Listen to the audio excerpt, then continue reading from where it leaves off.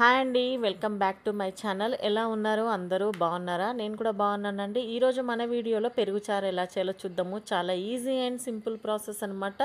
బయట ఉన్న ఎండలకైతే మనం ఇంట్లోనే ఇలాంటి రెసిపీస్ చేసుకోవడం చాలా బెటర్ అండి. సో ముందుగా ఈ పెరుగు చారు ఎలా చేయాలి ఏంటి అని చూద్దాము. నేనైతే 4 పచ్చిమిర్చి కట్ చేసుకున్నాను. ఒక కీర కూడా చిన్నగా కట్ చేసుకున్నాను అనమాట. సో 2 మీడియం సైజు ఆనియన్స్ కూడా కట్ చేసి పెట్టుకున్నాను. ఇప్పుడు 1/2 కేజీ పెరుగు అయితే నేను తెప్పించిన అనమాట. ఇప్పుడు ఇందులో మనం పెరుగు యాడ్ చేద్దాము. సో ఈ ఎండాకాలం అయితే మ్యాక్సిమము మసాలాలు ఎక్కువ తినకండి. సండే అయినా సరే నేనైతే మామూలుగా ఎగ్ కర్రీ చేసినాను. ఆ కర్రీలోకి నేనైతే ఇప్పుడు ఈ పెరుగు చారు చేస్తున్నాను అనమాట. సో చూడండి, ఇప్పుడు పెరుగు యాడ్ చేసుకున్న తర్వాత ఇందులో కొద్దిగా వాటర్ యాడ్ చేసుకొని ఒకసారి కలుపుకుందాము. ఈ ఎండాకాలం అయితే గట్టి కూరలు అయితే తినబుద్ధి అయితే లేదండి. ఇక అందరికి అలాగే ఉండొచ్చు మేబీ. సో ఇట్లా కూడా ఒకసారి ట్రై చేయండి. పిల్లలు కూడా చాలా ఇష్టంగా తింటారు, మనకు కూడా కొంచెం బాగుంటుంది అనమాట. సో ఇప్పుడైతే పెరుగు చూడండి చాలా చిక్కగా అయిపోయింది. ఇప్పుడు ఇందులో ఇంకో కొంచెం పెరుగు యాడ్ చేసుకుందాము. సో కొంచెం ఎక్కువ క్వాంటిటీ చేసుకుంటే మనకు లంచ్లోకి డిన్నర్లోకి కూడా సరిపోతుంది అనమాట. సో పక్కకు ఒక కూర ఉండి ఈ పెరుగు చారుతో మనము లంచ్ డిన్నర్ కంప్లీట్ చేయొచ్చు. సో ఇప్పుడు కలిపిన తర్వాత చూడండి, ఇప్పుడు మళ్ళీ ఈ పెరుగు అయితే ఉండొద్దు, అంటే అట్లా ఉంటాయి కదా పీసెస్ లాగా, అట్లా ఉండొద్దు అనమాట పెరుగు. ఇప్పుడు కలిపేసిన కొన్ని వాటర్ కూడా యాడ్ చేసుకుంటున్నాను. కొంచెము మరీ చిక్కగా ఉండొద్దండి. సో ఇట్లా ఉంటే సరిపోతుంది. ఒకసారి చూడండి, ఇట్లా ఉంటే సరిపోతుంది అనమాట. ఇప్పుడు ఇందులో మనం ముందుగా కట్ చేసి పెట్టుకున్న ఆనియన్స్, పచ్చిమిర్చి, కీర ముక్కలు ఉన్నాయి కదా, ఇవైతే యాడ్ చేసుకుందాము.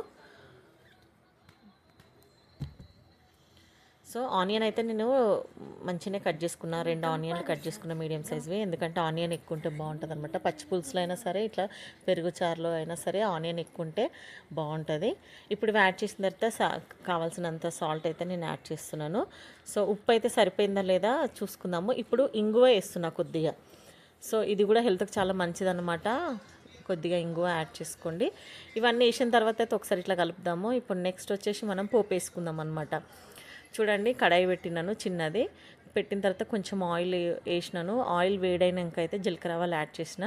సో కొంచెం శనగపప్పు కూడా వేస్తున్నా. చూడండి, కడాయి ఏంది ఇట్లుంది నల్లగా అనుకోద్ది. ఇది మా హస్బెండ్ పుట్టినప్పుడు మా అత్తమ్మ తీసుకుందనమాట. సో నాకు చాలా ఇష్టం ఈ చిన్న కడాయి. దాన్ని ఈ వరకు అంటే పెళ్ళై 13 years అవుతుంది. ఇప్పటి వరకు దీన్ని ఇంకా నేను మంచి వాడుకుంటున్నాను. సో జీలకర్ర ఆవాలు అయితే నల్లగా అవుతున్నాయి కదా, మరీ ఎక్కువ బ్లాక్ అవ్వద్దు. సో ఇందులో కొంచెం కలపాకు అయితే వేసుకుందాము. నూనె మీద పడకుండా పక్కకి జరగండి. కొంచెం పసుపు కూడా వేసేసినాను. ఇవన్నీ అయితే నేను కలిపేసిన అనమాట. సో ఇప్పుడు మనకైతే పెరుగు చారు రెడీ అయిపోయిందండి. ఇప్పుడు ఇందులో పోపు వేసేసుకుందాము. అయితే ఏంటంటే ఇందులో నేను వడలు కూడా వేసిన అనమాట. సో కాంబినేషన్ చాలా బాగుంటుంది కదా, చాలా సూపర్గా ఉంటుంది. సో ఇదన్నీ వేసిన తర్వాత అయితే ఒకసారి ఇట్లా కలుపుకోండి. మంచి ఆనియన్స్, కీరా ముక్కలు, పచ్చిమిర్చి, ఈ ఎండాకాలము చాలా బాగుంటుంది అనమాట. పిల్లలకు చాలా చలువ చేస్తుంది, మన పెద్దలకు కూడా చాలా మంచిది. మీరు ఇంట్లో ఈ రెసిపీ అయితే ట్రై చేసుకోండి, ఓకేనా. మసాలా ఫుడ్లు అయితే కొంచెం అవాయిడ్ చేసుకోవడం బెటరు ఈ సమ్మర్లో. చూడండి, పెరుగు చారు రెడీ అయిపోయింది. నేనైతే ఒక బౌల్లోకి తీసుకున్నాను. ఇప్పుడు ఇందులో వడలు వేసేసినాను అనమాట. సో చూడండి, ఈ పెరుగు చారులో ఈ వడలు మంచిగా నానితే అసలు టేస్ట్ వేరే లెవెల్ అనమాట. చాలా బాగుంటుంది. సో మీరు కూడా ఈ రెసిపీ ఖచ్చితంగా ట్రై చేయండి. కొత్తిమీరతో నేను గార్నిష్ చేసేసిన. ఈ వీడియో కనుక మీకు నచ్చినట్లయితే లైక్ చేయండి, షేర్ చేయండి, సబ్స్క్రైబ్ చేసుకోండి. మా ఛానల్ని మాత్రం ఖచ్చితంగా సపోర్ట్ చేయండి, ఓకేనా. మీకు ఎలా నచ్చింది? నాకైతే చాలా బాగా నచ్చిందండి ఈ పెరుగు చారు, ఓకేనా. Thanks for watching, bye.